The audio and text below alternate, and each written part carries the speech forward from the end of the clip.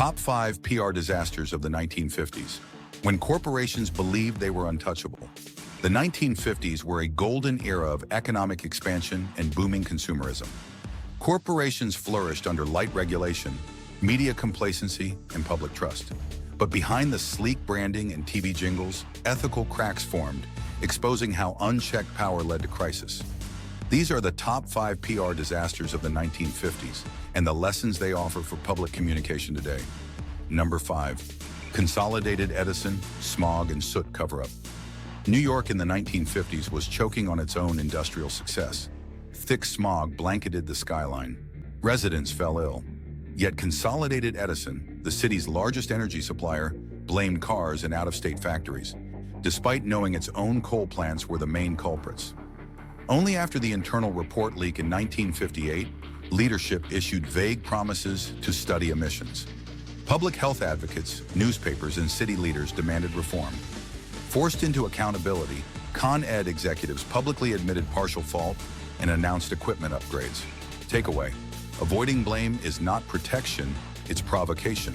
In public health crises, transparency and early acknowledgement are non-negotiable. Delaying response magnifies reputational harm.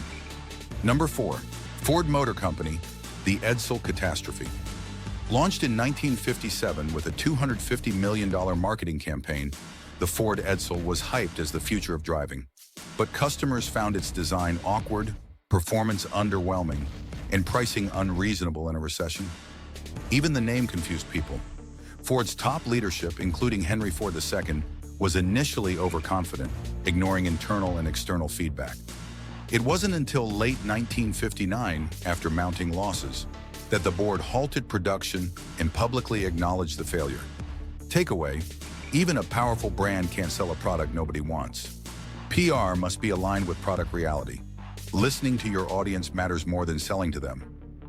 Number 3. American Cyanamid DDT denial. As DDT became a household pesticide, scientists raised alarms about its impact on birds, soil, and human health. American Cyanamid, a major producer, dismissed concerns as anti-progress hysteria and flooded the media with ads portraying DDT as a modern marvel. Cyanamid's leadership launched a full PR counteroffensive. Executives hosted press briefings claiming DDT was the safest insecticide ever developed. When Silent Spring by Rachel Carson emerged in 1962, Cyanamid was framed as a corporate villain. Public trust evaporated. Takeaway: denying early scientific warnings doesn't protect your brand, it guarantees backlash.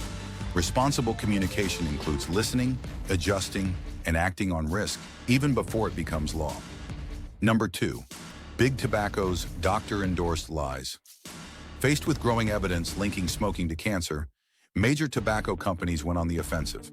Ads featured doctors promoting cigarettes for nerve relief or digestion. The most notorious campaign, "More doctors smoke Camels than any other cigarette," based on manipulated surveys. CEOs across tobacco companies' public stance was, more research is needed, while privately they suppressed damaging studies. By 1954, the facade cracked. The public became increasingly skeptical, and the industry was forced to adopt subtler, but still misleading, strategies. Takeaway: in health-related issues, honesty isn't optional. Ethical communications demand evidence-based messaging and full transparency. Number 1. General Electric, Hudson River PCB pollution. Between the 1950s and 70s, GE dumped more than 1 million pounds of polychlorinated biphenyls into the Hudson River. When studies linked PCBs to cancer and ecosystem collapse, GE's leadership publicly denied wrongdoing for decades. In internal memos, executives labeled environmentalists as anti-business. Eventually, the Environmental Protection Agency declared the river contaminated by hazardous waste. General Electric was legally forced to fund a massive cleanup, but its reputation, especially in New York, was permanently damaged.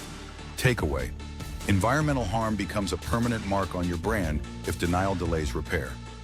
Proactive stewardship earns public trust far more than courtroom battles. The 1950s introduced the era of corporate boom, but these PR disasters proved that slick branding can't mask deep ethical failures. From pollution to propaganda, these stories show how ignoring accountability leads to long-term damage. Don't assume the public won't notice. They always do. Subscribe to Brand Under Fire for more deep dives into corporate PR disasters and crisis communications that went up in smoke.